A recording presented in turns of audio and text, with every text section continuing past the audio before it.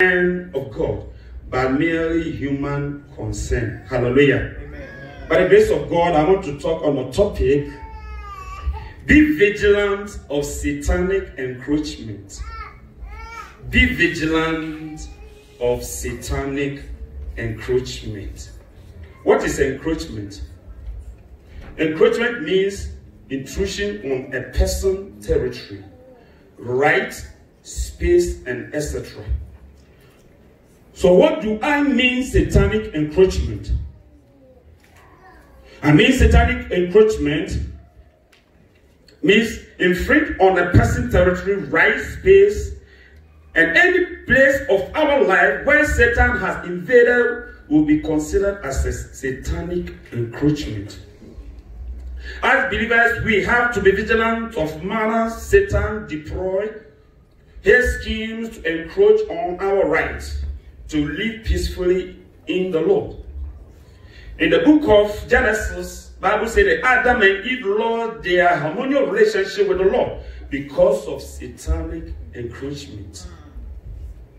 Brethren, no matter how anointed or powerful we may be, Satan is not afraid to encroach on our space, to create separation between us and God. This is one of his aims. This is one of his schemes. That's the reason why employed in the time of Adam and Eve. And he was successful. It's one of the greatest schemes. He was successful. Hallelujah. Satan aimed to separate us from God's presence, but he is afraid of believers who were spiritually alert and resist him through prayers and reading the word of God. So the Satan is not afraid of the kind of title you have. He's not afraid of the anointing that you carried, but he's afraid of the one who is prayerful, who read the word of God. Because the Bible says in James chapter 4, verse 7, resist him and he will free from you. He's not afraid of who you are. Resist him and he will free from you. In Matthew chapter 4, verse 3 through 9, Satan kept on tempting Jesus, but in verse 10 and 11, when Jesus said to him, away from me, Satan, for it is written, worship the Lord your God and serve him alone. Bible says Satan fled from him immediately. All that Satan needs from us, or all that we have to implement to resist him, to know our right, to implement what has been endowed within us. When Satan was tempting Christ Jesus, on 10 occasions, he took himself from one level to another, but until when Jesus said, free from me. Hallelujah. So if we're able to resist devil, we're able to keep him far off from us, then we have to do what? To resist. To use the word of God to resist his encroachment.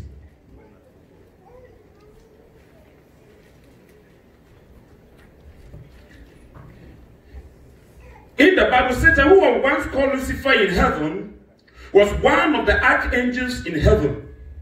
He rebelled against God and his host, and God banished him from heaven to earth. But this, or his banishment, did not prevent him from encroaching even the presence of heaven.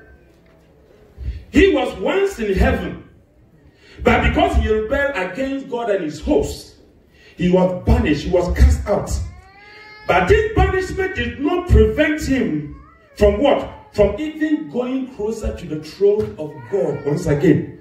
Because the Bible says in Job chapter 1 verse 6, one day when the angels came to present themselves before the Lord, and Satan also came with them. Someone who had been cast out, when they say banished, or when they say they banish someone, it means that that person has been expelled out from the city. Even not to reside at the outskirts of the city, very far off, with the order that he shouldn't come back to his dwelling again.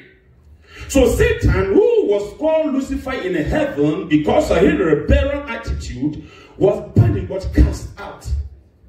So based upon the law, he shouldn't have even any right to make attempt to come closer to what? To the presence of God. But the Bible said when the hosts of heaven were presenting themselves, Satan also was there. He was there. Satan brought the protocols of heaven and went there as an uninvited guest to present himself before the throne of God. One thing Satan is good of is his persistency. If there's any good thing we can learn from Satan, his persistency. How many times we have been able to refuse, to resist some of the schemes and activities of the devil that have been endowed within us? But at the same time, we find ourselves a day or two doing it even more. Satan never simple. That's why we have to encourage ourselves to diagnose his schemes. How he managed to even encroach on our lives, on our daily activities, in order to influence us to do what he wants, not what God wants. He never sleeps. So if there's not anything we can learn from him, his persistency. He never gives up. Hallelujah. Satan never accepts defeat, and he will never accept defeat until the last day when he will be judged. Never accept defeat. When God banished Satan from heaven, there were some privileges God did not take from him, such as his powers, his authorities, his influence, and his ability to go wherever he wishes to go. The Bible says God cast him with all the powers that was on him. So that privilege, God did not take it from him. Hallelujah. Amen. Satan still possessing those privileges up to date. He is actively making use of those privileges, especially this end time.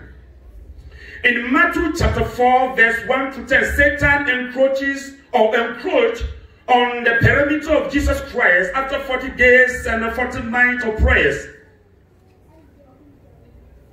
Satan does not respect anyone's legitimate right to privacy. He knows how to manipulate and get himself involved in every circumstances. And he knows how to work things for your own favor. You know how to work things. You don't know what is called privacy. In America here we know privacy. But for Satan, you don't know what is called privacy. He always willing to infringe in your right to manipulate things in order to favor his agenda. Hallelujah. Sometimes where there is confusion and mayhem, he comes in as an uninvited guest and maneuver his way to take charge of the situation. This is what he wants. All that Satan needs from us, not to be widely open up, just a little crack in your life. And that's the crack he will find means and ways to encroach through it, so that at the end of the day, he will deploy all its arsenal against your interests. Satan always encroaches on our family to create hatred, disunity, confusion, infighting, setback, failures, disappointment, and backwardness. He always tries to find means to encroach on our marriages when there's a little misunderstanding, to establish his stronghold of mistrust, division, and total separation. This is the agenda of Satan. Just a little step, a little space that he had to get involved in our marital affairs, first to create misunderstanding. But the ultimate goal of Satan is to make sure that there has been a separation in the spouse's life. But he will not come as if he's come to create that mayhem. But he come in disguised way. But at the end of the day, if I'm not able to to discern that this is the move, this is the encroachment of Satan, he will eventually implement his schemes and he will be successful. Some of the marriages are brought down, started by the same demonic and satanic encroachment. He will come and they will whisper into your ears. What even you have not found out your husband, your wife have been doing in order to create mistrust. And at the end of the day, it just creates misunderstanding. And if care is not taken, it brings separation. Hallelujah. Amen. Satan always encroaches on our families to create hatred and disunity. He always manifests his presence in our workplaces. He encroaches on our school campuses through his diabolic activities. He always tries to encroach on our decision making in order to influence us to make wrong choices. Even our decisions. I don't know if I come to a time that we witness or heard about even a couple arguing one another, maybe about project, about finance, about whatever. At the end of the day, they may all say one thing or working toward one agenda. But Satan will cause wife to understand different things, and the husband will understand different things in order to create misunderstanding in the home. That is satanic encroachment. Hallelujah. So we as believers, we have to be vigilant of his activities.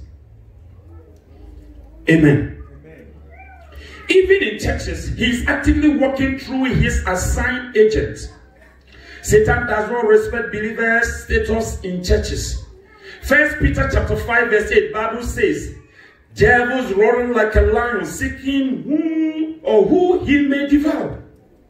He's roaring like a lion, seeking who he may devour. In Genesis chapter 4 verse 7, Satan sought to devour Cain. He sought to devour Cain. God told Cain, sin is encroaching on your heart door. Its desire to have you. Genesis 4 verse 7. Sin is encroaching on your heart door. Desires to have you. And Adam and Eve sinned against God because of what? The same satanic encroachment.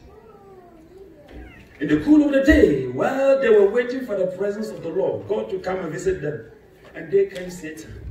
I don't know how he found himself to be in their presence. And all that Satan said was, have you been told not to touch or even eat from this tree? The day you eat, you become like God. His own agenda was to create some misunderstanding, some confusion, to separate Adam and Eve from the presence of God. But it came as if he is there for their own interests. God has lied to you. But I'm here to tell you the truth. If you eat, you become powerful like God. If you eat, you become greater like God. Therefore, these people take that advantage and they eat from it. That's how Satan works. He will have end result that you so desire and start from what you want. And he will gradually drag you if care is not taken before you realize that you are already in his net. Hallelujah. I have with me several reasons Satan deceptively encroaches on our life. It could be more than that, but even as you can embroider it and have some of it. When we're able to know some of the reason, then we can take that further step to resist him. Several reasons Satan deceptively encroaches on our life. First, Satan encroaches our life to deceive us to believe in him. That's what he told Eve. He encroaches the life of Eve to deceive her to believe in his Satan. So he comes with that deceptive way. Number two, he encroaches in our life to convince us to believe that he has our best interest in heart. He has our best interest in heart. God is lying to you. If when you eat, you become like God. he encroaches on our life to convince us to believe that he has our best interest in heart. Number 3, Satan encroaches on our heart or on our life to destroy our relationship with God and to separate us from his presence. To separate us from the presence of God. He encroaches on our life to destroy our relationship with God. Number 4, Satan encroaches on our life to impute in us his evil nature. To impute in us his evil nature, to want us to become like him, to behave, to talk, to do everything as his Satan is. Because he's not happy that God has given us that dominion, the right that he had in heaven. That's why he's fighting here, that he's doing all his possible best in order to draw us to become like him. He sinned with the sin of disobedience. That's why he influenced Adam and Eve also to sin with the sin of disobedience. So most of the sin that we find ourselves doing comes as a sin of disobedience. So always trying to impute in us his evil nature. Number 5, Satan encroaches on our life to erode the best of God from us. To erode the best of God from us. Gradually, he who was on fire from God, before you realize that you are quenching your first love, is taking out your commitment, is taking out your love for God, Lord, your love for prayers, your love for reading the word of God. He will not come to just all of a sudden just blindfold you and take you out from his presence, but you take gradually, bit by bit. Then he's taking you from the best of God. Number 6, Satan encroaches on our life to inflict us with his sickness, agony, disappointment, failure, and stagnancy. You don't want us to progress, even as a children of God, because when we progress, then we will give that tribute to God. But even if we are paying our time, being committed to God, we're doing all that we ought to do in order to attract the blessings of God. If we still remain the same, then you will question our commitment. You will question our Christianity. They will question, is it not the same God who said that he was going to bless us? Amen. So you do all this thing in order to separate us from God. Number 7, lastly, Satan encroaches on our life to kill and utterly destroy us in the hell. That's ultimate goal. All that is fighting here and there to do against us, to destroy us and utterly what? Destroy us in hell. In Matthew chapter 26, verse 13 to 19, we just read. I see and I discover what is called satanic encroachment. Satan encroached on Peter's heart. Satan encroached on Peter's heart. Satan wasn't happy when Jesus gave the keys of heaven and on earth to Peter. In Matthew chapter 16, verse 19, I will give you the keys of the kingdom of God, or the kingdom of heaven. Whatever you bind on earth will be bound in heaven, and whatever you loose on earth will be loosed in heaven. When Jesus was making this proclamation over the life for Peter, Satan was right there. And he wasn't happy at all when the keys to bound his activity even in heaven on earth was handed over to Peter. So, brethren, Satan is not happy when God promotes us. Satan is not happy when God says good things about us.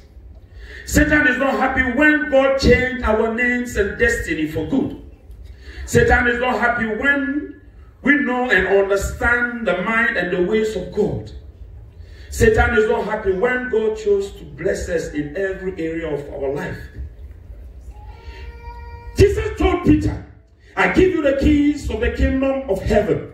Whatever you bind on earth shall be bound in heaven, and whatever you loose on earth shall be loosed in heaven.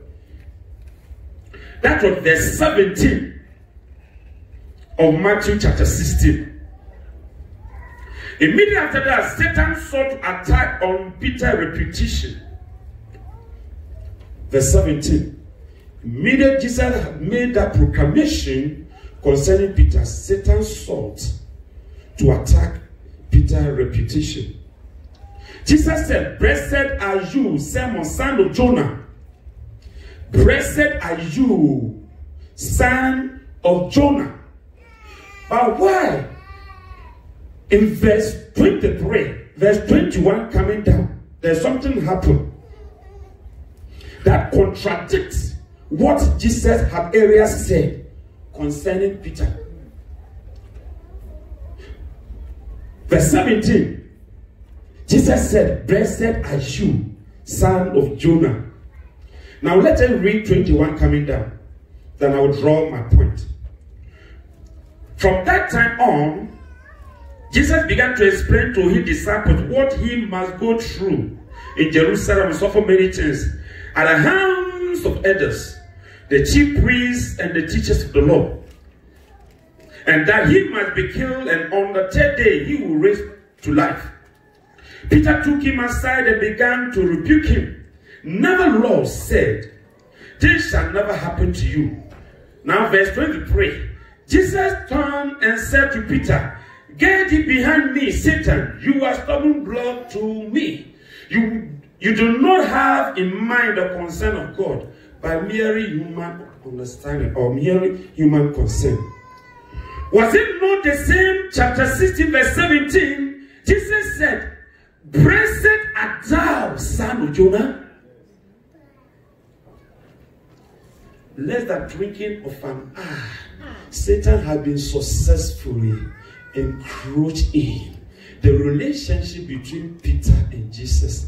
And there has been some mayhem. There has been some separation. So Peter, who spoke the mind of God when he revealed that you are son of God, now Peter is speaking the mind of man. Why? Because of satanic encroachment. He wasn't happy, first of all, when the keys to bind in heaven on earth was handed over to Peter. Satan don't want to take authority granted to us to dismantle his activity.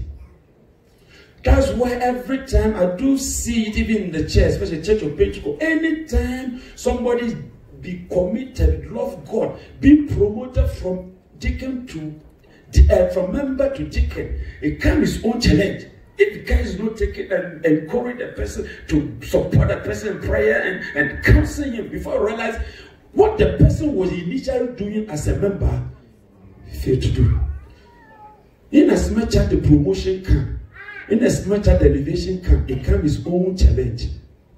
No single day before verse 17, no single day Jesus has told Peter that get behind me, you are Satan. Until when?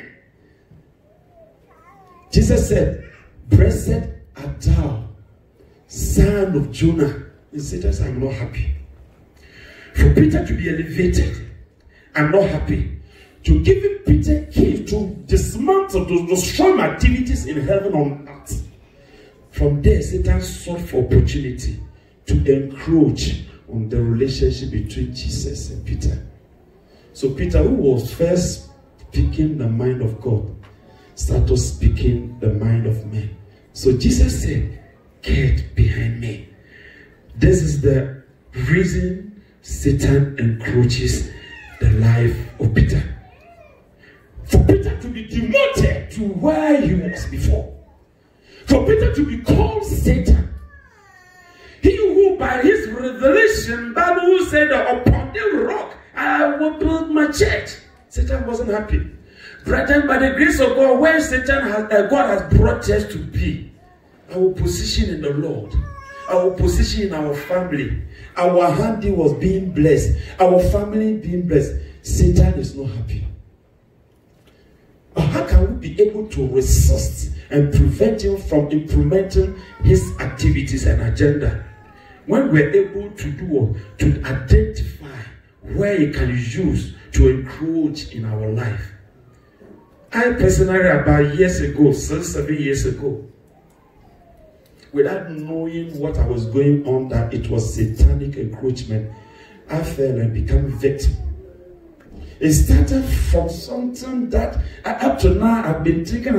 I don't know even how it started, but I didn't know it was the scheme and activities of Satan just to encroach into my life, to destroy whatever God has for me and my the entire family. I was blinded. And at the end of the day, he was successful. But thanks be to God. If he was successful in the life of Peter, his lesson has become a lesson for us. That anytime God elevated being business, anytime God elevates us in the church, whatever thing that we are doing, if we see it become successful, we have to have at the back of our head that Satan will definitely find means to encroach. May God bless you and go home and begin to identify every satanic encroachment, so that at the end of the day, you will take a stand against his schemes. Amen.